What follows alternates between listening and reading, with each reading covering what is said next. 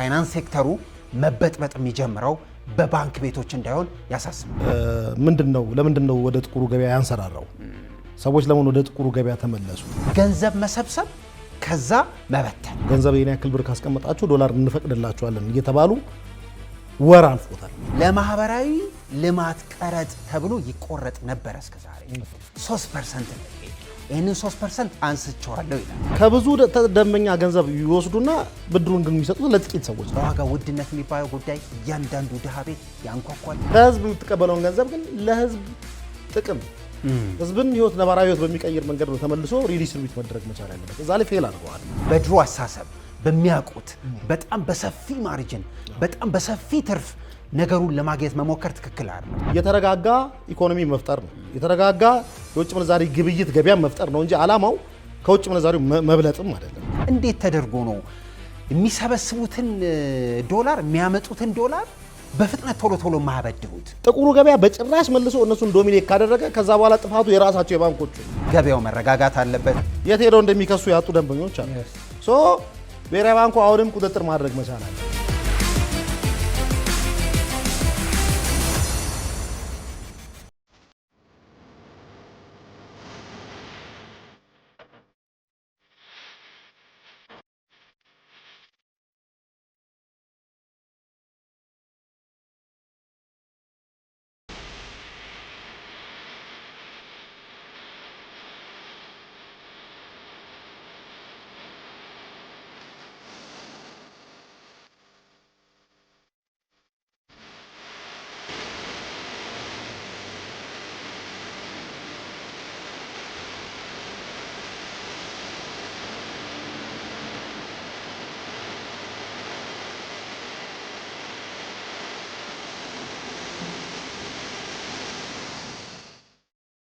ጤና ይስጥልኝ። አጀንዳ ፕላስ ጀምሯል። በሳምንት 2 ቀን የተመረጡ በጣም አስፈላጊ ጉዳዮች የምንወያይበት አጀንዳ ፕላስ ዛሬ ኢኮኖሚ፣ ምጣኔ ሀብት፣ ግብይትና ገበያ ይዘን የተወሰነ ሰዓት እንቆያለን። መስከረም ላይ ነው ያለነው። ብዙ ግብይት፣ ብዙ ገበያ አለ። እዚህ መሀል ላይ ሆነን መነሳት አለባቸው የምንላቸው ቢነገር ደግ ነው ያልናቸውን የተወሰኑ ጉዳዮች ለማንሳት እንሞክራለን። በቀዳሚነት ከቅርብ ጊዜ ወዲህ እየተከሰቱ ያሉ የኢኮኖሚ ጉዳዮች ምንድን ናቸው? የባለፈው ማክሮ ኢኮኖሚክ ጉዳይ ለውጥ በኋላ በኢትዮጵያ ኢኮኖሚ፣ ባንክ ቤትና የውጭ ምንዛሪያችን ጉዳይ ላይ ምን የተለወጠ ምን አዳዲስ ነገሮች አየን? ይህን ይዘን ወደ ባህር ማዶ እንሻገርና ትልልቅ ዓለም አቀፍ ካምፓኒዎች ኢትዮጵያ ለመግባት ማመልከቻ እያስገቡ እንደሆነ እየታወቀ ነው። ይህ ለኢትዮጵያ ኢኮኖሚ ለፋይናንሱ ምን ይዞለት ይመጣል? በተጨማሪም ፋይናንስ ሚኒስቴር ያወጣው አዲሱ መመሪያ የተወሰኑ ዕቃዎችን ከቀረጥ ነፃ እያደረገ ነው። ምንድን ናቸው? ምን አይነት ዕቃዎች ከቀረጥ ነፃ እየሆኑ ነው ያሉት? እነዚህን ይዘን ባህር ማዶ ደግሞ ስንሻገር የዓለም የኢኮኖሚም የፖለቲካ ሚዛን አስጠባቂ የሚባለው ብሪክስ አዲስ የክፍያ ሲስተም ወይ ደግሞ የክፍያ ዘዴ አስተዋውቅ ያለው እያለ ነው። እነዚህን ጉዳዮች ይዘን የተወሰነ ሰዓት እንቆያለን። ከኛ ጋር እንድትሆኑ ለማስተዋስ ያህል ነው። ይህ አጀንዳ ፕላስ ነው።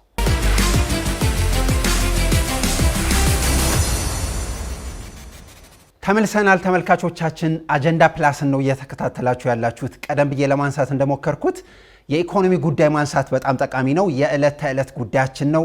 ሁሉም ጉዳይ ውስጥ የሚገባ ሁላችንም ማውራት ያለብን ነገር ግን ችላ እያልነው ያለነው የኢኮኖሚ ጉዳይ አዳዲስ ጉዳዮችን እያነሳን የምናወራበት የመጀመሪያው የኢኮኖሚ ሪፎርም የኢኮኖሚ ማዕዘናችን ነው። ከኛ ጋር እንድትሆኑ ለማስተዋስ ነው።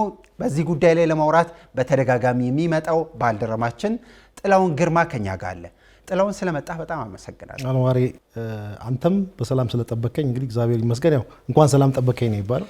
በጣም አመሰግናለሁ። ብዙ ጉዳዮች እየተከሰተ ነው። ብዙ አዳዲስ ነገሮች እየሰማን ነው። መስከረም ነው። መስከረም ደግሞ ብዙ በዓሎች አሉ።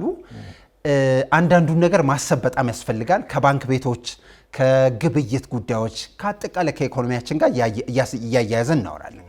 በቀዳሚነት ግን ያለፈው 2-3 ሳምንታት ብዙ እያወራን አይደለም። እኔም አንተም በኢኮኖሚ ጉዳይ መለስ ብሎ ማጤን ጥሩ ይመስለኛል።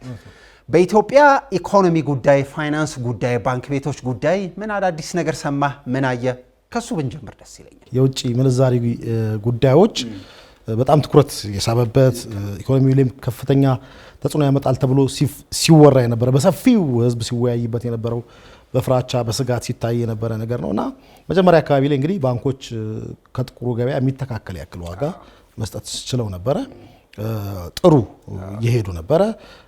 ሐዋላው ወደ ባንክ ስርዓቱ እየተመለሰ ያለበት ሁኔታ ነበረ። በጣም ጥሩ ፕሮግረሶች እያየን አሁንም ጥሩ ላይ ነው ያለው። በነገራችን ላይ ያን ያለ የተጋነነ ባይሆንም ማለት ነው። የተጋነነ አይደለም። ሰሞኑን ምን አይተናል? 132 ገብቷል ጥቁሩ ገበያ። ምናልባት በኋላ ላይ ንግድ ባንክ 124 ብር ነበረ 8 ብር ስጦታ ሰጣለሁ አይነት ነገር አመጣና እነዚህ ነገሮች ምልክቶቹ ጥሩ አይደሉም ነው በእኔ አሰስመንት በግሌ። ለምንድነው ወደ ጥቁሩ ገበያ ያንሰራራው? ሰዎች ለምን ወደ ጥቁሩ ገበያ ተመለሱ የሚለውን ነገር በጥልቅ ማየት ያለብን ይመስለኛል። ተቆጣጣሪውም አካል ባንኮችም ይህንን ነገር ከወዲሁ ጉዳዩን አጢነው መፍትሄ ሊያበጁለት ይገባል የሚል ሳቤ አለኝ በእኔ ሳቤ። እንዲሁም ደግሞ አንዳንድ እንግዲህ አስመጪዎችንም ለማነጋገር እንደሞከርኩት አብዛኞቹ ባንኮች አሁን ላይ ዶላር ከመግዛት ውጪ መልሰው ዶላር አሎኬት እያደረጉ የሚሸጡ አይደለም ለአስመጪዎች። ብዙ ባንኮች ምንም እንኳ አዲስ ብሔራዊ ባንክ ያወጣው መመሪያ ላይ የተቀመጠ ነገር ባይኖርም ዲፖዚት አስቀምጡ፣ ገንዘብ የኔ ያክል ብር ካስቀመጣችሁ ዶላር እንፈቅድላችኋለን እየተባሉ ወር አልፎታል። ገንዘብ አስቀምጠውም በእርግጥ መመሪያው ላይ ገንዘብ ያስቀምጥ፣ አንድ ሰው የውጭ ምንዛሪ ሲፈልግ ገንዘብ ያስቀምጥ የሚል ነገር የለም የትም ቦታ ላይ። ነገር ግን ለምትከፍቱት ኤልሲ ከውጭ ሀገር ለምታስገቡት እቃ ተመጣጣኝ ዋጋ የሚሆን ገንዘብ እኛ ጋር ዲፖዚት አድርጉ ብለው 2-3 እጥፍ አስቀምጠን መተማመኛ ሰነድ እንድንከፍት ዶላር ባንኮች እየፈቀዱልን አይደለም። ምን ይሆናል ማለት ነው? ይሄ ባንኮች የውጭ ምንዛሪ ለአስመጪዎች መስጠት በማይችሉ ጊዜ ላይ እኛ አስመጪዎች የሚፈልጉትን ነገር ከባንክ ስርዓቱ ካጡ አሁንም ወደ ጥቁሩ ገበያ መቃኘታቸው አይቀርም። ስለዚህ የሚመለከተው አካል ብሔራዊ ባንክ እንዲሁም ባንኮች የውጭ ምንዛሪ ክምችት ከማከማቻት በዘለለ ከስር ማስተንፈሻ የሚሆን የውጭ ምንዛሪ አሎኬት ማድረግ መቻል አለባቸው። ዳታው ስለሌለኝ የቶቹ ባንኮች የውጭ ምንዛሪ ፈቅደዋል የቶቹ አልፈቀዱም የሚለው ነገር ላይ መናገር አልችልም። ነገር ግን ይሄ አዝማሚያው ጥሩ ነገር አልመሰለኝም። እኔ ለምንድነው ጥቁሩ ገበያ የሚመራው ማርኬት አይደለም መሆን ያለበት፣ መደበኛው የገበያ ስርዓት የሚመራው ገበያ እንዲሆን ነው የሚፈልገው። ሁለቱን መርጅ ማድረግ ነው እየተፈለገ ያለውም ነውና ከዛ አንጻር እንደዚህ አይነት ችግሮችን ኦብዘርቭ አድርጌያለሁ በግሌ። በጣም መሰረታዊ ነጥብ ነው ያነሳው። እዚሁ ላይ ትንሽ ብናበራራው በጣም ደስ የሚለኝ አጠቃላይ ማክሮ ኢኮኖሚክ ማሻሻያ ሲደረግ ጠቅላይ ሚኒስትሩም ይህንን ጉዳይ ይፋ ሲያደርጉ እንደ ሀገር ሲነገር በቀዳሚነት እየተከተልን ያለ ነው ፖሊሲ ዩኒፊኬሽን ነው ይባል ነበር። ዩኒፊኬሽን ማለት ህገወጡን ወይ ደግሞ ብላክ ማርኬቱን ከህጋዊ ወይ ደግሞ መንግስት በሚሰራበት አጠቃላይ ሀገሩ በህጋዊ መንገድ ከሚሰራበት ጋር ማቀራረብ፣ ዩኒፋይ ማድረግ፣ ከዛ ህጋዊ ሆኖ እንዲሄድ ነው የሚያስፈልገው። አጠቃላይ የኢትዮጵያ የማክሮ ኢኮኖሚክ መንገድ ዩኒፊኬሽን ነው ተብሎ የሚነገረው ለዚህ ነው። ናው እዚህ ላይ ትንሽ ብታነሳልኝ ደስ ይለኛል። የባንክ ቤቶች ስራ ገንዘብ መሰብሰብ ከዛ መበተን ማለት ጤነኛ በስርዓቱ መንገድ መሄድ አለ። ልክ ነው። ትርፍ ላይ ብቻ ማተኮር የሚባል አዝማሚያ ታይባቸዋል። ከዚህ ቀደም ለምሳሌ የባንኪንግ ስርዓቱ ለከፍተኛ የሆነ የብድር ክምችት ስጋት ተጋርጦ እንደነበረ ብሔራዊ ባንክ አምኗል። ከጠቅላላ ኢትዮጵያ ውስጥ ያሉ ባንኮች ኢኮኖሚ ውስጥ ከሰጡት ብድር ውስጥ 25% ያክል ብድር የወሰዱት 10 ተቋማት ናቸው። ይሄ ማለት ብድር በጥቂት ሰዎች ወይም በጥቂት ተቋማት እጅ ላይ ኮንሰንትሬት አድርጎ ነበረ። የባንክ ስርዓቱ ለስጋት ተጋልጦ ነበረ ማለት ነው፣ ላልተገባ ስጋት። ይሄ የሚያሳየው ባንኮቹ ከብዙ ደንበኛ ገንዘብ ይወስዱና ብድሩን ግን የሚሰጡት ለጥቂት ሰዎች ነው ማለት ነው። ነገር ግን ብዙ ሰዎች ተቋማታቸውን ማስፋፋት እየፈልጉ በስራ ማስፋፊያ ችግር፣ ማሽን በመግዣ ችግር ምናምን ችግር ሲሰቃዩ የሚታይበት ሁኔታ ነው ያለው። ስለዚህ አሁንን ያን ከርብ ሊያደርግ የሚችሉ አዳዲስ ህጎች የወጡ ነው። ለወደፊቱም አሁን በዚህ በኮርፖሬት ገቨርናንስ ላይ ብሔራዊ ባንክ ያወጣቸው ነገሮች አሉ ለመገደብ። በተለይ ከባንኮቹ ጋር ንክኪ ያላቸው ሰዎች ባንኮቹን እንደ ግራ ኪስ የሚቆጥሩበት አዝማሚያ ነበር። ያንን የሚያቆም ጥሩ ህግ የወጣበት ሁኔታ ነው ያለው። ህጉ በትክክል የሚተገበር ከሆነ እንዲሁም ደግሞ ከዛም ባንክ እየወሰዱ ብድርን በብድር የሚዘጉ ያገላበጡ ከአንዱ ባንክ ላይ ብድር ሲከፍሉ ከዛ እየወሰዱ እኚህን አይነት ያልተገቡ ባህሪያትን ለማድረቅ ብሔራዊ ባንኩ ምን አድርጓል ማለት ነው? በጠቅላላ ከባንክ ስርዓቱ ላይ የተበደሩትን ብድር ይህን ያክል ፐርሰንት እንዳይበልጥ ብሎ አስቀምጧል ማለት ነው። ስለዚህ የተረፈው ገንዘብ ለሌላው በደንብ እንዲሰጥ በህጋዊ መንገድ እንዲሰጥ። ሌላው ደግሞ ከዚህ ቀደም የተበላሸ ብድር ሁሉ እያላቸው ብድር የሚወስዱ ሰዎች ነበሩ። አሁን ግን አንድ ብድር እንኳን የተበላሸ ብድር ካለሆነ ያ ብድር 20% በላይ ከጠቅላላ ብድሩ ከሆነ የዛ ባለሀብት ወይም የዛ ተበዳሪ ብድሮች እንዳለ ጤናማ እንዳልሆኑ ብድር እንዲቆጠሩ ቢኮዝ ጤናማ ካልሆኑ ሌላ ተቋም ላይ የሄደ ብድር አይወስድም ማለት ነው። ግልጽ ነው። በጣም ጠንካራ ህጎች የወጡበት አዝማሚያ ነው። ስለዚህ ከብድርም አንጻር ስትመለከት በጥቂት ሰዎች እጅ ብድሮች የሚገኙበት በጥቂት መቶ ሺዎች ሚሊዮን እንኳን አይሞላም። ኢትዮጵያ ውስጥ ይሄን ያክል ሚሊዮን አስቀማጫለን የሚል እያለ የሚያወራው የባንክ ዘርፍ ሴክተሩ ዘርፉ ብድሩን ግን የሰጠው የወሰዱት ኢትዮጵያውያን ቁጥር 1 ሚሊዮን ግማሽ ሚሊዮን መሙላቱን እንጃ አይሞላም። ይሄ የባንክ ስርዓቱ የሚያገኘውን ከህዝብ የሚሰበስበውን ባንኮች ምንም የላቸውም፣ ገንዘቡ የህዝብ ነው። ከህዝብ የምትቀበለውን ገንዘብ ግን ለህዝብ ጥቅም ህዝብን ህይወት ነባራዊ ህይወት በሚቀይር መንገድ ነው ተመልሶ ሪዲስትሪቢዩት መደረግ መቻል ያለበት። እዛ ላይ ፌል አድርገዋል። ችግር እንደነበረም አምኗል። ኢቭን ገዢው ባንክ ሳይቀር ማለት ነው። ስለዚህ ከአሁን በኋላ ወደፊት እንዴት እንዲህ ነው። ስለዚህ አሁንም ደግሞ ገንዘቡን ከማርኬት ሰብስበ የበዓል ወቅት ነው። ብዙ ሐዋላ ወደ ባንክ ስርዓት እንዲህ እየገባ እንደሆነ እየሰማን ነው። ብዙ ነገሮች እየተስተካከሉ ነው። እንዲህ ባለበት ሁኔታ ደግሞ ገበያውን ማድረቅ፣ ያገኘውን ዶላር መልሰ መፍቀድ፣ መልሰ መስጠት፣ ኢምፖርተሮቹ ዕቃ እንዲያመጡ ማድረግ፣ ገበያውን ማስተካከል የባንኮቹም ድርሻ ነው፣ ኃላፊነት ነው ማለት ነው። ጥላሁን እዚሁ ላይ ብናነሳው በጣም ጥሩ ነው ብዬ ማስበው ሲዝናል ስለሆነ ነው ወይ ባንክ ቤቶቻችን አሁን በዓል ስለሆነ ብዙ ሰው ስለሚልክ እሱ የፈጠረብን መጠነኛ ነገር ነው ወይስ የሆነ ሰዓት ላይ በዚሁ ትሬንድ እንዳይሄድ በደንብ ስለሚያሳስበን ብለን ነው እዚህ ጉዳይ ላይ በደንብ እናወራው? እያንዳንዱ ባንክ ከውጭ ስትልኩ ይሄን ያህል ፐርሰንት ሽልማት ወይ ደግሞ ይሄን ያህል ነገር እሰጣለሁ ይላል በተደጋጋሚ። እሱ የሚያመጣው ጠቅላላ ማክሮ ኢኮኖሚ የውጭ ምንዛሪ ግብይቱ ላይ ተጽዕኖ ቀላል አይደለም እያለ ነው። እንግዲህ ሐዋላውን ስትመለከት ስሩ አውት ደ ይር ምናልባት በበዓሎች ወቅት ላይ ከፍ ሊል ይችላል። ፋሲካ ሲደርስ፣ ገና ሲደርስ ወይ ረመዳን ሲደርስ ከፍ ሊል ይችላል። ነገር ግን ከዛ ውጭ ግን አመቱ ሙሉ ሰዎች ለቤተሰቦቻቸው ሲልኩ ነው የሚከርሙት። አሁን ህጋዊው ነገር በተለይ የባንኮቹ ጉዳይ ኦልሞስት አንድ አይነት ሬት ላይ የመጣ ስለሆነ ከጥቁሩ ገበያ ጋር ሰዎች ህገወጥ መሆን አይፈልጉም። ባለፈው 100 ሚሊዮን አስቶታል። ማንም ሰው ተገዶ ካልሆነ በቀር ይሄን ያክል ህገወጥ መሆን ህገወጥነትን የሚፈልግ ሰው ወይ ባህሪ የሆነ ሰው ኮንሱመር ቢሄቪየርም እንደዛ አይደለም። ስለዚህ አሁን ያን ነገር ማስተካከል ከቻሉ ወደ ባንክ ስርዓቱ እየመጡ ነው። እዚህ ጋር ሁለት ነገር መጠንቀቅ ይችላል። አንደኛው ያልተገባ ውድድር። አሁን ባለፈው አንድ ያነሳነው ኬዝ ነበር። ያልተገባ ውድድር ማለት ስታስተዋውቅ ራሱ ቶንን የምትጠቀመው ቃል ምንድን ነው? ከጥቁሩ ገበያ በላይ ሬት ወይም የምንዛሪ ተመን ሰጥተናቸዋል እንሰጣቸዋለን የሚል ማስታወቂያ አይቻልም። ይሄ ሮንግ ነው። እኔ ሰዎቹ ምን አይነት ሰዎች ናቸው ይህንን ማስታወቂያ የፈቀዱት ራሳቸው ለማስተዋወቅ? ያም አይደለም ዓላማው የተረጋጋ ኢኮኖሚ መፍጠር ነው። የተረጋጋ የውጭ ምንዛሪ ግብይት ገበያ መፍጠር ነው እንጂ ዓላማው ከውጭ ምንዛሪው መብለጥም አይደለም። እሱ ጋር ብሔራዊ ባንክ እንዲህ አይነት ማስታወቂያዎችን ማድረግ አለበት የሚለውን ባለፈው ተነጋግረን። ስለዚህ ያልተገባ ፉክክርም ከገቡ ባንኮቹ ጥሩ አይሆንም። የሚያፎካክር ገበያ መፈጠር መቻል አለበት። አሁን በጣም ቬሪ ሪሰንትሊ በቅርቡ የዚህ የቡና ገበያ ይጀምራል። ቡና ሲጀመር ደግሞ ተጨማሪ አይተው ከሆነ በዚህ በነሐሴ ወር ላይ ኢትዮጵያ በታሪኩ አይታ ማታቀውን በአንድ ወር ከፍተኛ የውጭ ምንዛሪ አግኝታለች ከቡና ኤክስፖርት። አንብበህ ሊሆን ይችላል ወደ 168 ሚሊዮን ዶላር አካባቢ ተገኝቶ አያውቅም። ይሄ በታሪክ ወቅቱ የቡና ገበያ ወቅት ነው። ስለዚህ ይህንን የቡና ገበያ ውጤታማ እንዲሆን በደንብ ስራ ይጠበቅብናል እያልከን ነው። እሱም ብቻ ማለት አይደለም። ባንኮቹ አሁን ከሬሚታንሱም ውጪ እሱም በኋላ ልናነሳው ከሬሚታንሱ ውጪ በቡና ኤክስፖርትም የሚያገኙት ዶላር ይኖራል። ኢምፕሩቭ እየተሻሻለ ነው የሚሄዱ የዶላር የማግኘት ሁኔታቸው አሁን ከሲዝኑ አንጻር ከወቅቱም አንጻር እየተሻሻለ ካዝናቸው ላይ የውጭ ምንዛሪ እያገኙ የሚሄዱበት ወቅት ነው። ትልቅ የውጭ ምንዛሪ አስቀምጠው አከማችተው መጠበቅ የለባቸው። ያንን የውጭ ምንዛሪ መልሰው ለኢምፖርተሮች በመስጠት የኢትዮጵያ ብር በእጃቸው ላይ ማግኘት አለባቸው። ያንን ደግሞ የኢትዮጵያ ብር ደግሞ መልሰው ደግሞ በብድር መልክ ለኤክስፖርተሮች መፍቀድ መቻል አለባቸው። ቢኮዝ ብድር እየተፈለገ ነው። የቡና ገበያ ላይ እጥረት እንዳለም እየሰማን ነው አንዳንድ ባንኮች ላይ። ያ ካልሆነ ግን ገና ለገና ለስፔኩሌሽን ብለህ ዶላር ሊጨምር ይችላል ብለህ ባንኮቹም እንደሌላው ስፔኩሌት እናደርጋለን ብሎ ዶላር የሚያከማቹ ከሆነ ገበያው ላይ ረብሻ ይፈጥራል። ይሄ ገበያውን ዲስቶርት ሊያደርገው ይገባልና በጥንቃቄ ሊታይ ይገባዋል። አንድ ነገር ላንሳለ እዚሁ ጋር የባንክ ቤቶች ኮሜርሻል ባንክ ቤቶች ዶላር የሚገዙበትና የሚሸጡበት ገንዘብ በጣም እየሰፋ ይመስለኛል። ሰፍቷል፣ በጣም ሰፍቷል። ይሄ ትክክል ነው ወይ? ምክንያቱም ብዙ ጊዜ ብላክ ማርኬት ወይ ደግሞ ህገወጡ ገበያ በጣም ውጤታማ ይሆንበታል ተብሎ የሚነገርለት በ21 ብር ገዝቶ 22 ብር ይሸጣል። በአንድ ብር ማሪጅን ወይ ደግሞ በአንድ ብር ክፍተት ብቻ ገበያውን በጣም ያፋጥናል። የኢትዮጵያ ባንክ ቤቶች ግን በ107 ብር ገዝተው 117 120 ብር መሸጥ ነው የሚፈልጉት። የኢትዮጵያ ባንክ ቤቶች የድሮ ቲንኪንግ ላይ ናቸው ብዬ አስባለሁ። ናቸው። ፕራይሲንጋቸውን ስትመለከት ሁሉም ያደረጉት ምንድነው? ብሔራዊ ባንክ በእርግጥ አልከለከላቸውም። ካሁን በኋላ ኮሚሽን ወይም ደግሞ የአገልግሎት ዋጋ ምናምን መቀበል አትችሉም።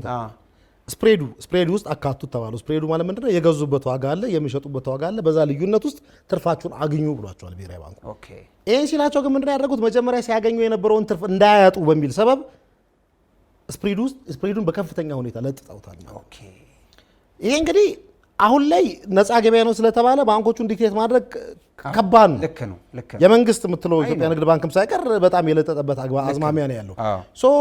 በሂደት ግን እሳቤው ምንድነው? የውጭ ምንዛሪው ገበያው በትክክል ጀነሬት ማድረግ ከጀመረ የውጭ ምንዛሪ አቅርቦቱ ወደ ትክክለኛው ገበያ ከመጣ እየወረደ ሊመጣ ይችላል ሬታቸውን። ቢኮዝ በባንኮች መካከል ያኔ ፉክክር ሊሆን ይችላል። ለኔ ውሰድልኝ፣ ከኔ ዶላር ግዛ፣ ከኔ ግዛ ሊመጣ ይችላል። ያኔ ማርጂናቸውን ሊያጠቡት ይችላሉ ነው። የነፃ ውድድር ገበያ ማለት ይሄ ነው። ሌላ እሳቤ የለውም። ፍላጎትና አቅርቦቱን የሚወስነው ነገር ነው። ስለዚህ አቅርቦቱ የውጭ ምንዛሪ ኢምፕሩቭ እያደረገ በሄደ ቁጥር ሁሉም ባንክ ላይ የውጭ ምንዛሪ ሲኖር እኮ ነገ ስለምን እናወራለን መሰለኝ? የውጭ ምንዛሪ ስለማግኘት ሳይሆን የትኛው ባንክ የውጭ ሌተር ኦፍ ክሬዲት በፍጥነት ይከፍትልኛል፣ የአገልግሎት ውድድር ውስጥ ሁሉ ልገባ ትችላለህ። የትኛው ባንክ የተሻለ ስፕሬድ በተሻለ ዋጋ ዶላር ይሸጥልኛል ወደሚለው ልገባ ትችላለህ፣ ይሻሻላል።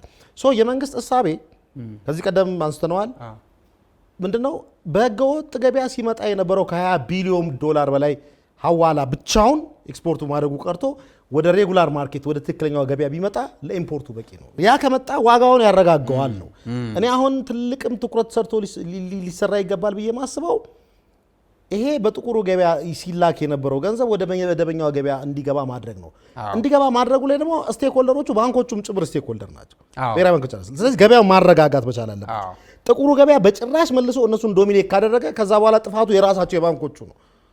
ገብቷል? ጥቁሩ ገበያ ካሁን በኋላ እነሱን ዶሚኔት ሊያደርጋቸው አይገባም። እዚህ ላይ በጣም ጥንቃቄ ያስፈልጋቸዋል። በማህበራቸው በኩል በኢትዮጵያ ባንክ ማህበር በኩል ተገናኝተው ማውራት መቻል አለባቸው። ካልሆነ እንደነ ናይጄሪያ እንደነ ምናምን አፈትልኮ የሚወጣ ከሆነ አንድ ማነሳው ነገር ባንክ ቤቶች ዶላር ይገዛሉ። ከለውጥ በኋላ በጣም ብዙ ዶላር ለመግዛት ሲሞክሩ እናስተውላለን። እነዚህ ሁሉ ነገሮች ተሰብስበው እነዚህ ሁሉ ነገሮች ተይዘው እንዴት ተደርጎ ነው የሚሰበስቡትን ዶላር የሚያመጡትን ዶላር በፍጥነት ቶሎ ማያበድሩት? ምክንያቱም እንደሱ ካልሆነ ይኸውልህ ባንክ ቤቶች ገንዘብ ይሰበስባሉ። ገንዘብ ከሰበሰቡ በኋላ ትልቁ ስራቸው አሎኬሽን መስራት ነው። ይህንን አሎኬሽን ብዙ ጊዜ ሲሰሩ የኖሩት በአንድ ሳምንት ወይ ደግሞ በሁለት ሳምንት ውስጥ ነው። ብላክ ማርኬቱ ግን አንድ ሳምንት አይታገስም፣ በየቀኑ ሊሰራ ይችላል። የኢትዮጵያ ባንክ ቤቶች መቼ ነው የአሎኬሽን ሲስተማቸውን የሚያርቁት? አሁንም ድሮ ሲስተም ላይ ተቸንክረው ነው ያሉት ልለ እኔ አሁን ከመጀመሪያው ዕለት አንስቶ ጀምሮ ከአቶ ሚሊዮንም ጋር ባለፈው ስናወራ ሰምተሃል። አሎኬሽን ካልጀመሩ ጥቁሩ ገበያ ለመሰለ አሁን ባንኮች አሎኬት ማድረግ ጀምሩ ማለት ዶላር መሸጥ ጀምሩ ማለት ነው። ኢምፖርተሮች ዶላር አሁንም ቢሆን ከባንክ ሄደው 128 ብር በ128 ብር ከኢትዮጵያ ንግድ ባንክ ወይም ሰሞኑን ልሸጥበታለሁ በሚለው ዋጋ 124 ብር ከኢትዮጵያ ንግድ ባንክ መግዛት የምችል ከሆነ ጥቁሩ ገበያ 132 ብር ልገዛ አልሄድም። ስጡ ነው፣ ባንኮቹ ስጡ ነው። ካልሰጠ ግን ባንኮቹ ማቅረብ ካልቻሉ አሁንም ኢምፖርተሮቹ ወዴት ይሄዳሉ? ወደ ጥቁሩ ገበያ። ጥቁሩ ገበያ ደግሞ ቅድም እንዳነሳው ጥሩ ነጥብ አለ። አንደኛ ፕሮፊት ማርጂናቸው ትንሽ ነው። በ130 ብር ገዝተው 32 ብር በ1 ዶላር 2 ብር ብቻ ላይ ያተርፉ ይችላሉ። የባንኮቹን አይታል 10 ብርና ከዛ በላይ ነው ትርፉ። በጣም 10 ምናምን ብርም የሚያተርፉ ባንኮች በ1 ዶላር። ጥቁሩ ገበያ ኤፊሽንት ከሆነ አሁንም ባንኮቹ ሮላቸውን አልተወጡም ነው እኔም ብዬ ማስበው። ሮላቸው ደግሞ ምንድነው? ገበያውን የማረጋጋቱ ሂደት ላይ አቅርቦትና ፍላጎቱ ነው የሚወስነው። ስለዚህ አቅርቦቱንም በተመጣጣኝ መንገድ ማቅረብ አለባቸው። አሁን የምንሰማው ነገር ግን ትክክል አይደለም። ከአንዳንድ ኢምፖርተሮች የሚደርሰን ፊድባክ ምንድነው? ኢቭን ዲፖዚት ሁሉ አስቀምጡ እንባላለን። የድሮ በነበረው ስርዓት ጋር አንድ አይነት ኦልሞስት። አዲሱ መመሪያ ላይ እንደዛ የሚል ነገር የተጻፈ ነገር የለም። ገንዘብ የምታስቀምጠው መቼ ነው? ኤልሲ የምትከፍት ከሆነ ለኤልሲው መክፈቻ ያኔ ብር ማምጣት ይልካል። ገና ዶላሩ ሳይከፈት ብር አምጡ መባል ጀምረናል ነው እያሉ ያሉት አሁን ደንበኞች። እንደዚህ አይነት ቅሬታ ያላቸው ደንበኞች እንደዛም አስቀምጠን ከወር በላይ ገንዘባችን ተይዞም አሁንም አልሰጡንም፣ የት ሄደው እንደሚከሱ ያጡ ደንበኞች አሉ። ብሔራዊ ባንኩ አሁንም ቁጥጥር ማድረግ መቻል አለበት። እነማን ምን ያክል ገንዘብ ክምችት ይዘዋል? ከያዙ ክምችት በእርግጥ አንድ ማወቅ ያለበት ከተወሰነ በላይ ሊሄዱ አይችሉም። ብሔራዊ ባንክ የዚህ ኦፕን ፖዚሽን ማናጅመንት የሚባል አለ። ጠቅላላ ባንኮች የሚይዙትን የውጭ ምንዛሪ መጠን የሚገድብበት አሰራር አለው። ግን እስከዛም ጥግ ድረስ ለመያዝ ለምንድን ነው ምን አስገደዳቸው? ባንኮቹ ደንበኞቻቸው ፍላጎት ላይ እያሉ ደንበኞቻቸው አምጡ ስጡን እያሉ እየጮሁ ያን ያክል ድረስ ማከማቸት ስለምን ያስፈልጋል? ይሄ ነው ጥያቄው። ግልጽ ነው። ስለዚህ የትኛው ባንክ በይበልጥ አከማችተዋል፣ የትኛው ባንክ አለው ቢለውን በየቀኑ ጠዋት 4 ሰዓት ላይ ባንኮች ለብሔራዊ ባንክ ሪፖርት ያደርጋሉ። ብሔራዊ ባንክ መረጃው አለው። ዶላሩ መሰጠት መቻል ይጠበቅበታል። ዞሮ ዞሮ ባንኮች የዚህ የውጭ ምንዛሪ ጉዳይ የሀገር ሀብት ጉዳይ ነው። ስለዚህ ማናዝ ማድረጉ ደግሞ ገበያውን ማስተካከሉ ጥቅሙ ለራሳቸውም ጭምር ነው። የጥቁሩ ገበያ መልሶ እንዲያንሰራራ መፈቀድ የለበትም። ቀላል ነገር አይደለም። አጠቃላይ ብሔራዊ ባንክና የኢትዮጵያ ኮመርሻል ባንኮች የቤት ስራችሁ በጣም ብዙ ነው። የሚሰበሰቡ ዶላሮችን ቶሎ ቶሎ አሎኬት ማድረግ ያስፈልጋል። ገበያው መረጋጋት አለበት። እነዚህ ሁሉ የሚደረገው አንደኛ የማክሮ ኢኮኖሚክ ማሻሻያ ህጉ በስርዓት እንዲተገበር ትልቁ ኃላፊነት ካለባቸው ቡድኖች አንደኛው ኮሜርሻል ባንክ የሚባሉት ናቸው። ስለዚህ እነሱ በስርዓት ካልሰሩ ልክ አይደለም። ሁለተኛ በድሮ አሳሰብ በሚያውቁት በጣም በሰፊ ማርጅን በጣም በሰፊ ትርፍ ነገሩን ለማግኘት መሞከር ትክክል አይደለም። ገበያ በጣም በጠባብ ማርጅን ወይ ደግሞ በጠባብ ሁኔታ ቶሎ ቶሎ የሚተረፍበት ነው ገበያ። ስለዚህ ይህንን ማድረግ በጣም ትልቅ የቤት ስራ ነው ብዬ አስባለሁ። በጣም ብዙ ገንዘብ ይሰበስባሉ። ገንዘብ መበተን አለባቸው። ሲሰበስቡም ሲበትኑም ኤፊሽንት እንዲሆኑ ያስፈልጋል። ካልሆነ ፋይናንስ ሴክተሩ መበጥበጥ የሚጀምረው በባንክ ቤቶች እንዳይሆን ያሳስባል። እሱ ነው በጣም ቀላል ነገር አይመስልም። ያን ነው ያን ያለ ነው። ስለዚህ እዚህ ጉዳይ ላይ በደንብ መታሰብ አለበት። ብሔራዊ ባንክም ትልቅ የቤት ስራ አለበት። ሁለት ነገር ስላየን ነው ይህን ያነሳ ነው። አንደኛው ሰሞኑን በዓል ነው፣ መስከረሙ እስከ መጨረሻ ድረስ። በዚህ በዓል በጣም ብዙ ዶላር ይመጣል። እነዚህ ዶላሮች በሽልማት ሰበብ ጠቅላላ ማርኬቱን እንዳይበጠብጠው የገንዘብ የውጭ ምንዛሪ ጉዳያችንና ግብይታችንን ስርዓቱን እንዳይበጠብጠው በጥንቃቄ መታሰብ አለበት። ሁልጊዜ የተረሳና የሚረሳ ጉዳይ ስለሆነ ነው ይህን የምናነሳው። እውነተኛ እስኪ ዞሮ ዞሮ ነገርየው ገና አልታወቀም ቁርጡ። ማናጅመንት ያስፈልገዋል። ጥሩ አስተኛ እኛ በየጊዜው የምናነሳው ጉዳዩ ምንድነው ሳይቃጠል በቅጠል ስለሆነ ነው። ችግሩ ከመጣ በኋላ ማውራት አያስፈልግም። ኢንዲኬተር ነገሮች ሲመጡ ወይም ደግሞ አመላካች ነገሮች ሲመጡ የሚዲያ ኃላፊነት መጠቆም ነው ጉዳዩ። ልክ ነው። እንግዲህ የሚመለከተው አካል ደግሞ መፍትሄ ይወስድበታል ብለን ተስፋ እናደርጋለን ማለት ነው። ቀላል ነገር አለም። እነዚህን ጠቅለን እዚህ ጉዳይ ለፋታ እንሰጣለን። ምክንያቱም ደግሞ አዳዲስ ነገሮች ሲመጡ እና ሲወጡ ማውራታችን አይቀርም። አይ ቲንክ ቅዳሜ ዕለት ወይ ደግሞ አርብ ይመስለኛል አንድ መመሪያ እያየን ነበር እኔም አንተም እና ይህን መመሪያ ትንሽ ብንነጋገርበት አሪፍ ነው ብዬ ስላሰብኩ ነው። ወደ ሀገር የሚገቡ እቃዎች ላይ ከተጣሉ የማህበራዊ ልማት ቀረጥ ነፃ የሚሆኑ እቃዎች ለመወሰን የወጣ መመሪያ እንደሆነ ይታወቃል። ይሄ የማህበራዊ ልማት የሚውሉ ቀረጦች ነበሩ። እነሱን ቀረጦች 3% ነው፣ እሱን ፐርሰንት ነው የተቀነሰው። ምን ማለት ነው? ለተመልካቾቻችን ትንሽ ግልጽ ለማድረግ ገንዘብ ሚኒስቴር ይታወቃል፣ ፊስካል ፖሊሲውን የሚያስተዳድር ተቋም ነው። ተመልካቾቻችን ፊስካል ፖሊሲ ማለት ወጪና ገቢ ማለት ነው። የመንግስት ወጪና ገቢን የሚቆጣጠር የሚያስተዳድር ገንዘብ ሚኒስቴር ነው። ገንዘብ ሚኒስቴር ይህንን ጉዳይ ይዞ አዲስ መመሪያ አውጥተዋል። ይሄ መመሪያ ወደ ሀገር ውስጥ ከሚገቡ እቃዎች ላይ ለማህበራዊ ልማት ቀረጥ ተብሎ ይቆረጥ ነበረ እስከዛሬ 3% ነው። ይህንን 3% አንስቸዋለሁ ይላል። ከዚህ በፊት የማህበራዊ አገልግሎት እንዲሰጥ ወይ ደግሞ አጠቃላይ ሀገር ውስጥ ማህበራዊ አገልግሎት እንዲሰጥና ማህበራዊ አገልግሎታችን በጣም ጥሩ መሰረት ላይ እንዲሄድ ታስቦ ከመሰረታዊ ሸቀጦች ውጭ ባሉ ከውጭ የሚገቡ እቃዎች በሙሉ ታክስ ይደረጉ ነበረ። ምክንያቱም ሀገሩ ማህበራዊ አገልግሎት ያስፈልገዋል፣ ለሱ የሚውል ነበረ። አሁን እሱን ነው የቀነስ ነው፣ እሱን ነው ተሻሽሎ የወጣው አዋጁ። መጠነኛ ማብራሪያ ለመስጠት እንዲመች የገቢ ንግዳችን በጣም የሚያስተዳድረው ከጉምሩክ ጋር የተገናኙ ቀረጦች በርካታ እንደሆኑ ይታወቃሉ። እስከ ዛሬ የምናውቃቸው 5 ቀረጦች ነበሩ። የጉምሩክ ቀረጥ አለ፣ ከ0% ጀምሮ እስከ 35% የሚሄድ ኤክሳይዝ ታክስ አለ፣ የተጨማሪ እሴት ታክስ አለ፣ የሱር ታክስ የሚባል ደግሞ አለ። ጠቅላላ ከተገዛ ውስጥ እየተቀነሰ የሚሄድ ነገር ነው። ዊዝ ሆልዲንግ ታክስ አለ።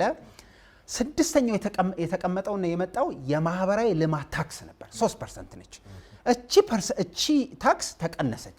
ጠቅላላ ለሀገሩ ምን ያመጣል? ምን አዲስ ነገር አለው? ምን ላይ ተቀናሽ ለመድረግ እየተሞከረ ነው?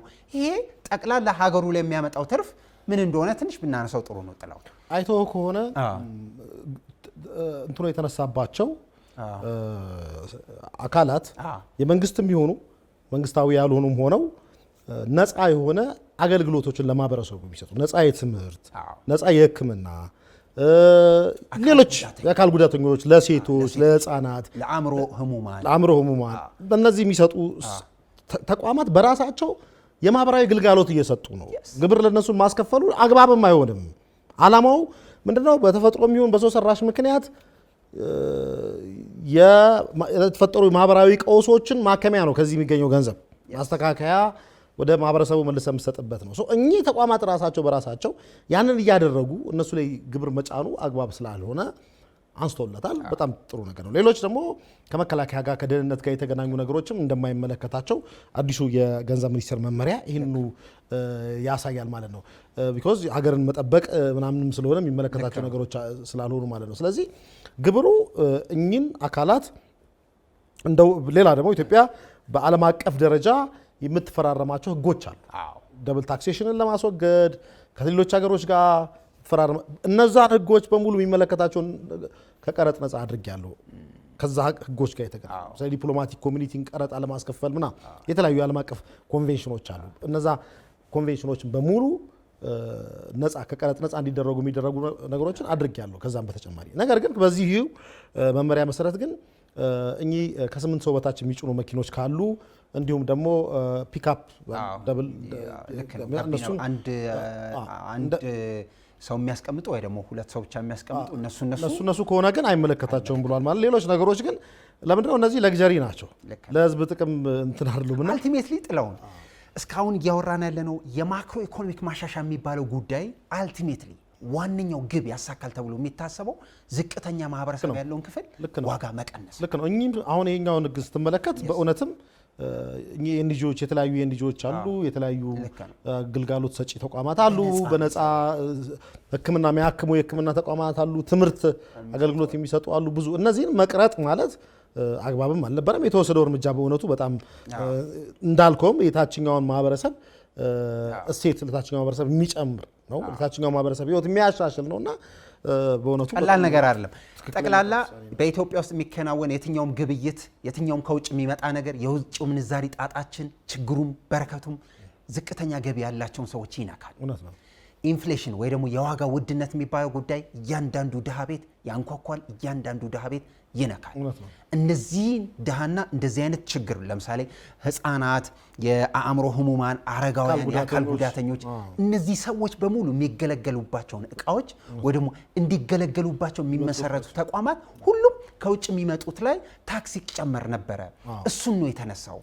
በሌላ አገላለጽ ማክሮ ኢኮኖሚ የሚባለውን ጉዳይ እነዚህን ማህበረሰብ እንዳይነካ በተቻለ መጠን ፕሮቴክት ማድረግ መጠበቅ የአንድ ኢትዮጵያዊ የአንድ ኢትዮጵያን አግዛለሁ ለሚል መንግስት አይ ቲንክ የመጀመሪያ የኢኮኖሚ ሪፎርሙ ላይ ተቀምጧል በግልጽ ማዳበሪያን በተመለከተ መድኃኒቶችን በተመለከተ ነዳጅን በተመለከተ ድጎማዬን ቀጥላለሁ፣ ታች ያለው ማህበረሰብ ሊጎዱ የሚችሉ ነገሮችን በሙሉ ድጎማዬን ቀጥላለሁ ብሏል መንግስት። እንግዲህ አንደኛው ማመላከቻ ይኸው ከዚህ ቀደም የነበሩ ግብሮች ማንሳት የመንግስትን ኮሚትመንት የሚያሳዩ ነገሮች ናቸው ብዬ አስባለሁ።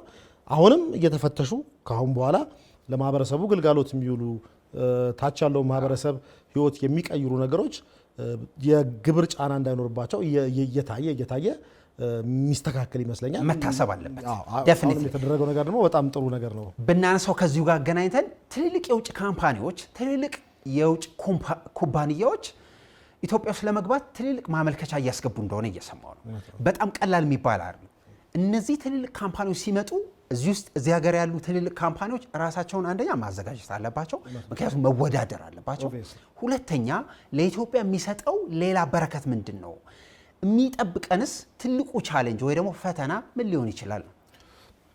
እንግዲህ እንዳልነው ነው እኛ የዓለም የንግድ ማዕከል የንግድ ድርጅት አባል ለመሆን ማመልከቻ አስገብተናል። ይሄ ማለት ምንድን ነው? ምርቶቻችን የተሻለ የገበያ ተደራሽነት እንዲያገኙ አሁን ከሚሸጡበት ሀገር የተሻለ ቦታ የተሻለ የገበያ ተደራሽነትን እንዲያገኙ እንዲሸጡ ሶዛት የገበያ ችግር እንዲፈታ በተለይ ኤክስፖርተሮች ያን ከማድረግ አንጻር ነው። እኛ ወደ ሌላ ሀገር ላይ መሸጥ እንፈልጋለን። እዚህ ሀገር የሚያመርት ኤክስፖርተር መዳረሻውን ካላዘጋጀህለት እንዴት? እሱን ነው ያ መደራደር ለመፍጠር ያንን ያ ሲሆን ግን እኛ ደግሞ በራችንን እንጠርቅም የሚለው ነገር አይሰራም። በጥንቃቄ በራችንን መክፈት ጀምረናል። ኦልሬዲ ተከፍተዋል። ኢትዮጵያ የ120 ሚሊዮን ህዝብ ሀገር ናት። በጣም ከፍተኛ ፍላጎት ያለበት በጣም ከፍተኛ ፍላጎት ያለው ህዝብ ያለበት ሀገር ነው። ሶ ያንን ተከትሎ የሚገቡ ተቋማት አሁን ማመልከቻዎችን እያስገቡ ነው። የገበያ ጥናቶችን እያደረጉ እንደሆነ እናውቃለን። እኛም በቅርቡ ከአንዳንድ ተቋማት ጋር ምናልባት የሚስጥር ጉዳይ ልክ ሊሆን ይችላል እንጂ ልክ ነው እየሰራን ያለናቸው ነገሮች አሉ። ተቋማት አሁን ኢትዮጵያ መምጣት ይፈልጋሉ። ስለዚህ የሀገር ውስጥ ተቋማት ራሳቸውን በገንዘብ በካፒታል ማድረጀት ይጠበቅባቸዋል። ሼር ካምፓኒዎች ልክ ሌሎች ሀገሮች ውስጥ እንዳሉ በሼር ካምፓኒ መቋቋም፣ በፒኤልሲ መቋቋም፣ ሲነርጂ መፍጠር፣ አቅም መፍጠር፣ ለመፎካከር መሞከር ትልቁ ነገር ማለት ተሞክሯል። ይህን ሁሉ ዘመን ዝግ ሆኖ ጫናውን ህዝቡ እንዲሸከሙ ተፈርዶበት ተቆይቷል ማለት ነው። ከአሁን በኋላ ግን ከዚህ በላይ ሊቆይ የሚቻልበትም አግባብም የለም። ህዝቡ ፍላጎቱ እየተሟላለት ካልሆነ የሀገር ውስጥ ካምፓኒዎች ከውጭ ካምፓኒዎች ጋር እንዲወዳደሩ እንዲፎካከሩ የሚደረግበት አግባብ ነው የሚፈጠረው ማለት ነው። ስለዚህ እነዛ ካምፓኒዎች ይመጣሉ፣ ሪቴል ላይ ይገባሉ፣ ትልልቅ ገንዘብ ነው ይዘው የሚመጡት። ስለዚህ በተለመደው መንገድ ቢዝነስ የሚሰራበት ጊዜ ያከትማል። እኚህ የሚመጡ ተቋማት ቢዝነስን በተለየ መንገድ ለመስራት ፈልገው ነው የሚመጡት። ስለዚህ በተለመደው መንገድ ወይም በስታተስኮ ከነዚህ ተቋማት ጋር መወዳደር የሚቻልበት አዝማሚያ የለም ማለት ነው። ትልቅ ካፒታል ነው ይዘው የሚመጡት።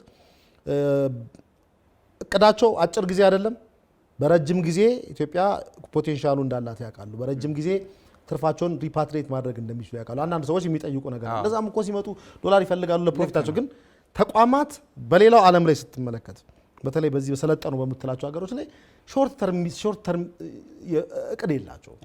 ማንኛውም ተቋም ለዛውም አት ዘ ኮስት ኦፍ ሎንግ ተርም ፕሮፊት ወይም ደግሞ ሎንግ ተርም ሰስቴናቢሊቲ ወይም ደግሞ ይቅርታ እንግሊዝኛ ስለጠቀሙኝ ተቋሙ በረጅም ጊዜ ለመቆየት የሚያስችለውን ነገር ትተህ የአጭር ጊዜ ላይ ማተኮር በጭራሽ የማይፈቀድ ነገር። የዓለምስ የኢኮኖሚ መንገድ ዘላቂነት ሰስቴናቢሊቲ አይደለም ነው። ከዛም አንጻር ነው። ስለዚህ እኚህ ተቋማት የአጭር ጊዜ ነገር ላይ አያተኩሩም ሲጀመርም። ሶ ፕሮሚሲንግ ነገሮች አሉ፣ በጣም ተስፋ ሰጪ ነገሮች አሉ ኢትዮጵያ ገበያ ላይ። ስለዚህ እኚህ ተቋማት አይገቡም ብሎ ማሰብ በጣም ውሸት ነው። ነገ ገብተው የዋህነትም ጭምር ነው፣ ራስ መደለል ነው የሚሆነው። ራሳቸው ማዘጋጀትና መጠበቅ ይጠበቅባቸዋል ብዬ አስባለሁ። አይተናል፣ በቅርቡ ገብተዋል ሌሎች የዚህ ሪቴል የሚሰሩ ተቋማት፣ የችርቻሮ ትልልቅ ተቋማት ማመልከቻ እንዳስገቡ እያሰማን ነው በጣም። ስለዚህ በኢትዮጵያ ኢንቨስትመንት በኩል እንግዲህ ይፋ የሚደረጉ ነገሮች ይመጣሉ። ስለዚህ ለወደፊቱ እኚህ ተቋማት ሲመጡ ባለፈውም እንደተናገር ነው በከፍተኛ ሁኔታ በተለይ ሪቴል ወይም ኮንሱመር ጉድስ የሚባሉትን ለተጠቃሚው ሕዝብ ለዕለት ዕለት ፍጆታ የሚውሉ ነገሮችን በከፍተኛ ዋጋ ቅናሽ ስለሚገዙ በቅናሽ ዋጋ የሚሸጡበት አግባብ። እኔ ምናምን አለው መሰለ የትልልቅ የዓለም አቀፍ ትልልቅ ካምፓኒዎች አሉ። ለምሳሌ የዎልማርት ሊሆን ይችላል ወይ ደግሞ አማዞን ሊሆን ይችላል። አማዞን ለአፍሪካ የሚያሰራጨው ሁሉም እቃ ሁሉም ሸቀጥ ኢትዮጵያን ነክቶ መሄድ አለበት ብዬ አምናለሁ። እውነት ነው። ምክንያቱም ሀብ ነን እኛ። እንግዲህ ትልቁ ነገራችን ብራንዳችን ኢትዮጵያን ኤርላይንስ። ኮሮና ላይ ተመልከት፣ ዓለም እንደዛ እንትን ሲል ብዙ ኤርላይንሶች ሲከስሩ ኢትዮጵያ አየር መንገድ ሰስቴን ያደረገበት ነው።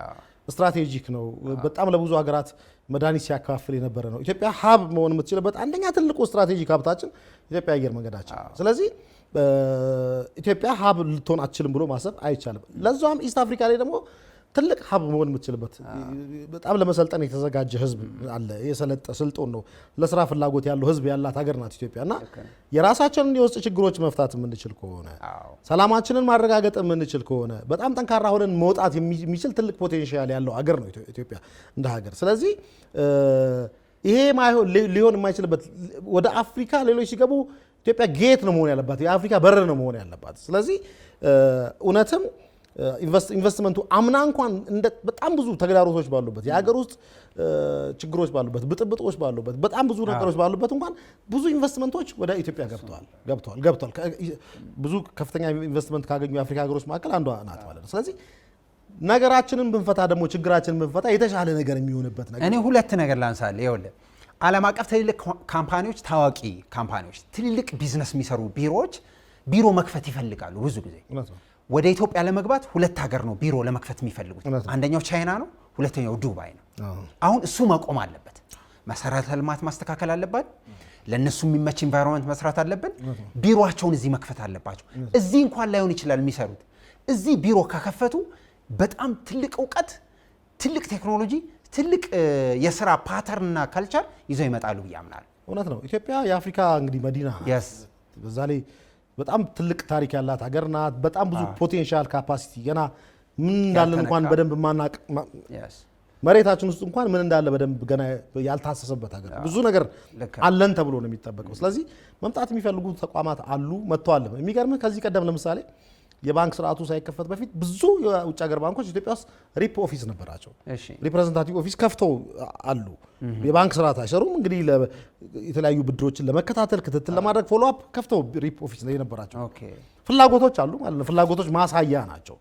ስለዚህ አሁን ደግሞ በሩ ሲከፈት ደግሞ ባለፈው እንዳወራ ነው የሚያስደነግጠን ኢትዮጵያ ባንኮችን አንኮታክቶ ይጥላሉ ብለን የሚለውን እሳቤ የሞኝ እሳቤ ነው። እሱን እንተወውና ግን የኢትዮጵያ ባንኮች ሊፎካከሯቸው የሚችሉ የኢትዮጵያ ባንኮችን በይበልጥ ሊያነቁ የሚችሉ ደግሞ የአፍሪካ ባንኮች ወደ ኢትዮጵያ ሊገቡ ይችላሉ ተብሎ እሳቤው አለ። እኔ የሚገርመኝ እንደዚህ አይነት እሳቤ ኖሮ ዓለም እንደዚህ ኦፕሬት እያደረገ የኢትዮጵያ ኮመርሻል ባንኮች አሁንም ትርፍ ለማግኘት ማርጅን ካሰፉ አሁንም ራሳቸውን ከሁኔታ ጋር ካላስማሙ ነገሩ ቶሎ አይመጣባቸውም ወይ? እንግዲህ ያ በተለያየ እንግዲህ ተመክረዋል። እንግዲህ አንደኛ የካፒታል ታየር ዋን ካፒታል የሚባለው ከፍ ይደረጋል። ለምን ሲስተሚክ ሪስክን ሚኒማይዝ ማድረግ የብሔራዊ ባንክ ዋነኛ ኃላፊነቱ አንድም ባንክ እንዳይወድቅ ማድረግ ነው።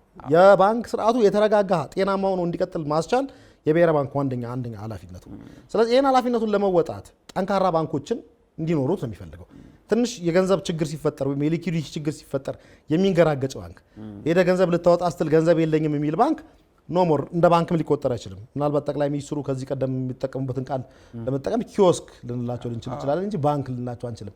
ብዙ ባንኮች ተቀማጭ ገንዘብ ያስቀመጡ ደንበኞች ገንዘብ ለማውጣት ሲሄዱ ያስለቀሱ ባንኮች አሉ። ስም መጥራት አያስፈልግም። እንደዚህ አይነት ባንኮች ኢትዮጵያ ያስፈልጓትም። ጠንካራ ጥቂት ባንኮች ናቸው የሚያስፈልጓት። ነጥሮ የወጣው አሁን ብሔራዊ ባንክ የሚያወጣውን የዚህ የካፒታል ሪኳየርመንትን አሟልቶ ነጥሮ የወጣው ባንክ ሰስቴን ያደርጋል፣ ይቀጥላል። ካላሟላ ግን ማንዳቶሪ ግዴታ የመዋሃድ የግዴታ ተቀላቀል የሚል ይሄ የፖለቲካ ፓርቲ ኢሹ አይደለም። ይሄ የቢዝነስ ኢሹ ነው። እኚህ ባንኮች የተቋቋሙት ሼር ሆልደሮቻቸው አትርፈ ዲቪደንድ ስጠኝ ብሎ ነው እንጂ ነፃ አውጣኝ ምናምን ብሎ አይደለም ያቋቋሟቸው። ስለዚህ ግልጽ ነው። ስለዚህ አለመዋሃድ የሚቻልበት ነገር የለም። ከቻልክ ሰስቴን ታደርጋለህ፣ ካልቻልክ ትዋሃዳለህ። ካልሆነ ደግሞ ወይ ደግሞ የጥቂት ሲኢኦዎችን ወይም ዋና ስራ አስፈጻሚዎችን ቦታ የመጠበቅ ኢሹ አይደለም። ባንኮቹን የመጠበቅ ኢሹ፣ ህዝብን የመጠበቅ ኢሹ፣ የህዝብን ጥቅም የመጠበቅ ኢሹ ነው የብሔራዊ ባንክ ዋነኛ አጀንዳ ማለት ነው። ለዚህ ወገባቸውን አስረው እንዲጠብቁ ተዘጋጅተው እንዲጠብቁ ሲለፈለፍ አሁን አይደለም 5-6 ዓመት ከርሞ በዚህ መስሪያት ስትራቴጂ ነድፈው ካፒታላቸውን አሳድገው ራሳቸውን እያጠነከሩ የመጡ ባንኮች ከዚህ ወጀብ ያልፋሉ ማለት ነው ራሳቸው። ካልሆነ ግን መርጀር ኤንድ አኩዚሽን የኢትዮጵያ አዲስ ኢትዮጵያ ውስጥ ያለ ነገር አለ። ናይጄሪያ ላይ ከ84 ባንክ ወደ 25 ባንክ ነው ዝቅ ያሉት። 84 ነበሩ 25። አሁን ሰከንድ ሁለተኛ ደግሞ እንትን ልታወጣ መርጀር። አዎ ከዛ ውስጥ አሁን በቅርቡ ያነበብኩት ዳታ 17ቱ ባንኮች ላያሟሉ ይችላሉ አሁን ናይጄሪያ የምታወጣውን እያሉ። ስለዚህ ጥቂት ነው የሚሆኑ ማለት ነው። 8 ባንክ ሊሆኑ ነው ማለት ነው። እኛ are not the first የመጨረሻውም አንሆንም የመጀመሪያውም አይደለንም። ባንኮቹ ጠንክረው መውጣታቸው ህዝብን ንብረት ስለመጠበቅ ስላለ because ስትመለከት የባንኮችን የቢዝነስ ሁኔታ ካፒታላቸው ከጠቅላላ ሀብታቸው አንጻር ካፒታላቸው ትንሽ ነው። አብዛኛው ገንዘብ የገንዘብ አስቀማጩ ሀብት ነው። ያንን ሀብት ደግሞ የመጠበቅ ኃላፊነት የመንግስት ነው፣ የኢትዮጵያ ብሔራዊ ባንክ ኃላፊነት ነው። ይህንን ሀብት እንዲያስተዳድሩ አንድም ባንክ እንዳይገዳገድ። አንድ ባንክ ተገዳገደ ማለት ሪፕል ኢፌክት አለው፣ ሌሎቹም ሴክተሩን የሚበጣበጥበት ነገር አለ። ስለዚህ አይቀሬ ነው። ራስን ማጠንከር ያስፈልጋል። ፖሊሲ ይነገርሃል። ከተነገረ ሃይላይቱ ከተነገረ ወረቀት ሆኖ ህግ ሆኖ ሲወጣ መጠበቅ የለብህም። ቀድመ ስትራቴጂ ነድፈ ካፒታል አቅምህን መጨመር መቻል አለብህ። የሚተማመኑብህ ዜጎች ካሉ አክሲዮንህን ይገዛሉ። ያ ነው። ካልሆነ ግን ውህደቱ ምንም የማይቀር ነገር ነው። አንድ ማነሳው ነገር ከዚህ ጋር ስታነሳ ቀደም ብለን ስናነሳ የነበረው ትልልቅ ዓለም አቀፍ ካምፓኒዎችና ኩባንያዎች ሲመጡ መልሰው ከኢትዮጵያ ባንኮች መስራታቸው አይቀርም። እነሱ ባንኮች የለመዷቸው የባንክና የፋይናንስ ሲስተም አለ የሚያውቋቸው ሲሰሩበት የኖሩ እዚህ ሲመጡ የኛ ሀገር ባንክ ቤቶችን የኛ ሀገር የፋይናንስ ሴክተር ስርዓቱ ትንሽ ለየት ይላል። ይሄን ለማዋሃድ በህግ በስርዓት ምናምን ሊሄድ ይችላል። ነገር ግን በችሎታ በተወዳዳሪነት እና በስርዓቱ እንደዚህ አይነት ዓለም አቀፋዊ ትልቅ ካምፓኒዎችን ማስተናገድ የሚችል ስትራክቸር የሰው ኃይል መቼ ነው ማምረት የሚቻለው? እንዴት ነው እሱን መስራት የሌለብን ብዬ የኢትዮጵያ ባንኮችን አቅም ለመመልከት በአፍሪካ ውስጥ በየአመቱ የሚወጣ የባንክ ራንኪንግ አለ ደረጃ። እሺ 100 ባንኮች በየአመቱ የአፍሪካ ምርጥ 100 ባንኮች የሚለው ውስጥ ማስገባት የቻልነው 2 ባንክ ነው። የኢትዮጵያ ንግድ ባንክ ግዙፉ ምንለው ባንካችን 25ኛ አካባቢ ነው። ከዛ አዋሽ ባንክ ነው የገባው። ቀደም ሲል አቢሲኒያ ባንክ ነበር፣ ወጣ፣ አልቻለም። ይሄ በቂ አመላካች ነው። አብዛኛውን የእኚህን ደረጃዎች የተቆጣጠሩት የቶቹ ባንኮች ናቸው ብትል አንዳንዶቹ በኢኮኖሚ እድገት በጂዲፒ ግሮዝ ከኛ የሚያንሱ ሀገራት ናቸው። አንዳንዶቹ ለምሳሌ የሞሮኮ ባንኮች፣ የአልጄሪያ ባንኮች ምናምን ደቡብ አፍሪካ እና ናይጄሪያ እንኳን ነዳጅ ሀብት ስላላቸው አንዳንዶቹ ደግሞ የሌላቸውም ሆነው ነገር ግን ከፍተኛ ባንኮች ቁጥር ያከማቸዋሉ። ኢትዮጵያ 2 ነው። ይሄ አይመጥነንም። ባንኮቻችን ከዚህ በላይ መስራት ለምን ነው ብትለኝ ተሰባጥረው ስለሚፎካከሩ ሁሉም ሀብቱን ያለውን ሀብት ስለሚቀራመት ጠንከር ያሉ ባንኮች ወጥተው እዛ ራንክ ውስጥ ብዙ ባንክ ልናሰለፍ አልቻለም። ማየት ትችላለህ ገብተህ ማንኛውም ሰው ተመልካቾቻችንም ማየት ይችላሉ። ቶፕ 100 ባንክስ ኢን አፍሪካ ምናምን ብላችሁ ብትመለከቱ በጠቅላላ በሀብት ደረጃቸው፣ በካፒታል ደረጃቸው፣ በትርፍ ምጣኔ ደረጃቸው ነው የሚቀመጡት ማለት ነው። አሁን ዘንድሮ ደግሞ ጭራሽ ዶላር ትንሽ እንግዲህ የዶላር እንትን ጠንከር ስላለና ብር ዊክ ስለሆነ ጭራሽ ካፒታላችን ምጣኔያችን ይወርዳል። ባንኮቻችን ደረጃቸው ሸርተት እንደሚል ምንም ባንኮቻችን ደረጃቸውን ማየት ይችላሉ። ደረጃችን እዚህ ጋር ግን መሆን የለበትም። ይህም አንደኛው ኢንዲኬተር ነው፣ አመላካች ነው። በቂ ካፒታል የለንም፣ በቂ የትርፍ ምጣኔ እያመጣን አይደለንም፣ ተፎካካሪም አይደለንም ማለት ነው። ስለዚህ የጎረቤት ሀገራችን የኬንያን ባንኮች ብትመለከት ብዙ ባንኮች አሰልፋለች። እዚህ ቶፕ 100 የሚባሉ ባንኮች ውስጥ ወይም ደግሞ ትልልቅ 100 የሚባሉ የአፍሪካ ባንኮች ውስጥ ናይጄሪያ ኬንያን ግን ስትመለከት በጂዲፒ ግሮዟ ከኢትዮጵያ በታች ናት። ስለዚህ አቅም አለን። ባንኮቻችን ግን በጣም በተሰበጣጠረ ሁኔታ የተለየ ምርት ሳይኖራቸው የተለየ አገልግሎት ሳይኖራቸው ፎርም እንኳን ሳይቀር የሚኮራረጅ የባንክ ስርዓት ነው ያለው። የባንክ ዲፖዚት ፎርም ወይም የወጪ ፎርም ወይም ደግሞ የውስጥ ፎርማቶቻቸው እንኳን የተለየ አይደለም። ተወና አሰራሩ የውጭ ባንኮች ሲመጡ የተለየ ብዙ ካፒታል ይዘው ይመጣሉ። የካፒታል አቅማቸው ትልቅ ነው። ቴክኖሎጂ ይዘው ይመጣሉ። የአሰራር ስርዓታቸውን ያዘምናሉ። ለደንበኞች የደንበኞች አገልግሎት ጥራት ላይ አድምተው ይሰራሉ። ምን ያክሉ ባንክ ለዛ ፉክክር የተዘጋጀ ነው? ብዙዎቹ ያን ፉክክር ያሸንፋሉ የሚል እሳቤ የለኝም። ግን ያነቋቸዋል። ስትነቃ ደግሞ ያንን ቴክኖሎጂ ለማምጣት ያንን አሰራር ለማምጣት የግድ መዋሃድ ይጠበቅብሃል። በፈቃደኝነት ልትዋሃድ ትችላለህ። አይ በፈቃደኝነት አልዋሃድም ካልክ ደግሞ ብሔራዊ ባንኩ ሱቆች ይዞ መቀጠል አይፈልግም። ያኔ ግዴታ ይሆናል።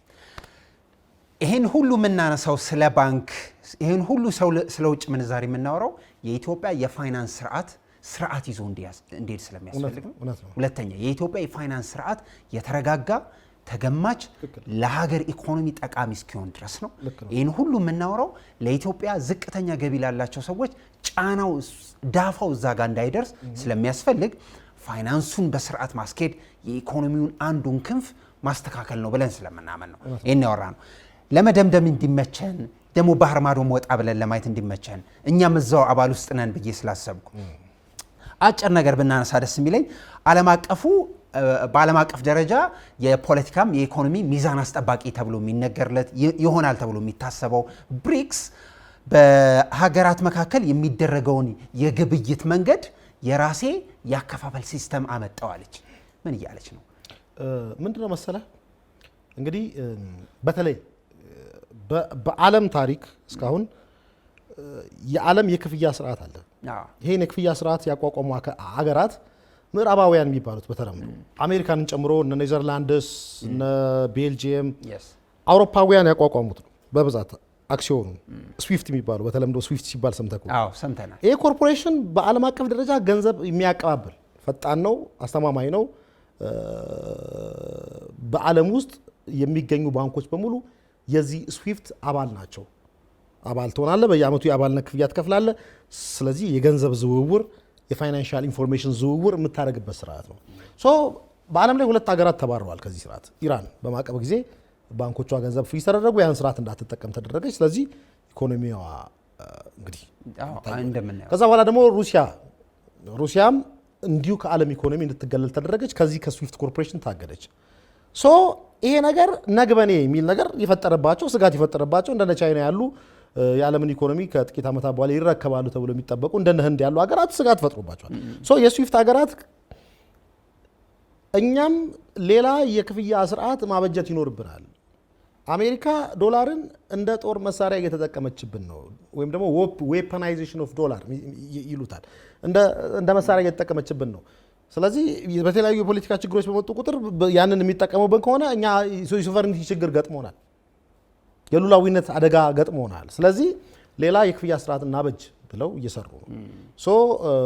ሰርተዋል። ሲስተሙን 158 አካባቢ ሀገራት ይህን ስርዓት እንጠቀማለን ብለው ተመዝግበዋል። ይሄ ለአሜሪካ እንግዲህ ትልቅ ራስ ምታት ነው፣ ለምዕራባውያን ጭምር። የብሪክስ አባል ሀገራት እንኳን ባይሆኑ ያልሆኑ አሁን ብሪክስ ፕላስ ተብሎ ኢትዮጵያን ጨምሮ ሳውዲ አረቢያ የገቡ ሀገሮች አሉ፣ ማመልከቻ ሂደት ውስጥ ያሉ አሉ። ኢቭን ከዛ ውስጥ የሌሉ ሀገራት ፈቃደኝነታቸው 158። ይሄ ማለት ከስዊፍት ሺፍት ለማድረግ የተዘጋጁ ያሉ ሀገራት አሉ። በቅርቡ ዶላር ተጽዕኖ ፈጣሪነቱ ያከትማል ብዬ አልልም፣ እየቀነሰ ግን መጥቷል። ተጽዕኖ ፈጣሪነቱ እየቀነሰ መጥቷል። አገራት አማራጭ እያገኙ መጥቷል። አሁን አይተህ ከሆነ ፕላትፎርም ነው ትልቁ የሚጠየቀው፣ ቴክኖሎጂ ነው። አሁን ለምሳሌ ኢትዮጵያ ከቻይና ጋር በቀደም ተፈራርማለች፣ የዚህ ከረንሲ ስዋፕ ዲል ከዱባይ ጋር ተፈራር። ስለዚህ ብድሮቻችንን ነገ ከነገ ወዲያ ከቻይና ብድር በቀጥታ የቻይና ከረንሲ ልንበደር እንችላለን። ስንከፍልም ከዶላር ጋር ያልተሳሰረ ስለሆነ በራሱ በቻይና ዩዋን ስለሆነ ዩዋን ነው የምንከፍለው። ከፍታ ዝቅታ ተገማች የሆነ የብድር አከፋፈል ስርዓት የሚፈጥርልን ነው። ተመሳሳይ ነው ከዱባይም ጋር የተፈራረመ። ስለዚህ እኚህ ሀገሮች እንዲህ አይነት ቴክኖሎጂ ከተፈጠረላቸው ዶላርን ገሸሽ እያደረጉ ሌላም አማራጭ እየፈጠሩ ይሄዳሉ። ይሄ ማለት ደግሞ ለዶላር ያለው ፍላጎት ቀስ በቀስ ምን እየሆነ ይመጣል?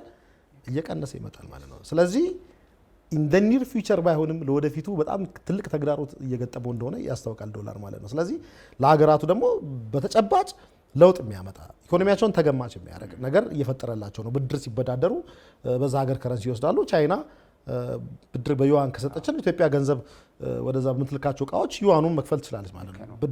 ዲኖሚኔት የተደረገው በዶላር ስላልሆነ የዶላር ከፍታና ዝቅታ የኢትዮጵያን የብድር መጠን አይወስነውም ማለት ነው። ተገማች የሆነ ብድር እዳ ይኖርብናል፣ ያንኑ እንከፍላለን ማለት ነው። ስለዚህ ብዙ ተያያዥ ነገሮች የሚያመጣ ቴክኖሎጂ ነው። ዝርዝር ነገሩ ሲመጣ ደግሞ ለወደፊቱ የምናወራበት ነው የሚሆነው። ግን በእርግጠኝነት አሜሪካንን ጭምር ያስደነገጠ ዜና ነው። በቀደም ትዊተር ላይ የተለቀቀ ነው። ፈርዘር ደግሞ ነገሮችን ለወደፊቱ እያየን እንትን እናደርጋለን። እንደ ሀገር ብሪክስ ውስጥ ስላለንበት ይሄ ጉዳይ ይመለከተናል። በጣም ትልቅ ነገር እንደሆነ ይታወቃል። እዚህ ሀገር የሚመጣ ትልልቅ ካምፓኒም ሲመጣ የመጀመሪያ ጥያቄው ሪቴንሽን ነው። የሰራሁትን ያተረፍኩትን ገንዘብ ይዤ መውጣት እችላለሁ ወይ፣ ሲስተም አላችሁ ወይ ነው ብሎ የሚጠይቀን። እንደዚህ አይነት ክፍያዎች ዓለም አቀፍ ደግሞ ሲሆን አዲስ አይነት መንገድ ሲመጣ እኛ ደግሞ አባል የሆንበት ሀገር ሲመጣ በዶላር ጥገኛ ሆኖ መኖር የሆነ ጊዜ በጣም እየቀነሰ በጣም በቅርቡ በጣም ብዙ ጊዜ አይሆንም ቶሎ ዶላር ሬሌቫንስነቱ ከዓለም ይጠፋል ብዬ አልጠብቅም። ቢኮዝ በጣም ትልልቅ የካፒታል ማርኬት አለ። ብዙ አገራት የአሜሪካ ካፒታል ማርኬት ላይ ኢንቨስት አድርገዋል። አሁን ቶሎ ራሳቸውን ባንዴ ይነጥላሉ የሚል እሳቤ የለም። የቻይናም የሩሲያም ትልልቅ ኦሊጋርኪዎች እዛ ሀብት አላቸው ገንዘባቸው ያለው። ስለዚህ በአንዴ አይመጣም። ኢን ዘ ሚን ታይም ግን ለኢትዮጵያ ላሉ እያደጉ ላሉ ሀገራት ግን ትልቅ አማራጭና ተስፋ ይዞ የሚመጣ ነገር ነው ማለት ነው። ለዚህ ነው እዚህ ጉዳይ ላይ መጠነኛ ነገር ለማውራት የሞከርነው። ጥላውን ግርማ ባልደረባችን ነው፣ የፋይናንስና የባንክ ባለሙያ ነው። ስላወራን በጣም አመሰግናለሁ። እኔም ያው ይሄን የመሰለ ጥሩ ውይይት ስላደረግን አመሰግናለሁ አንዋሪ። ተመልካቾቻችን፣ አድማጮቻችን ሶሻል ሚዲያ ላይ ስትከታተሉ ለነበራችሁ ሁሉ ከኛ ጋር ስለቆያችሁ ከፍ ያለ ምስጋና አለን። ሳስተናግዳችሁ የቆየሁት አንዋር አብራር ነኝ። ይህ አጀንዳ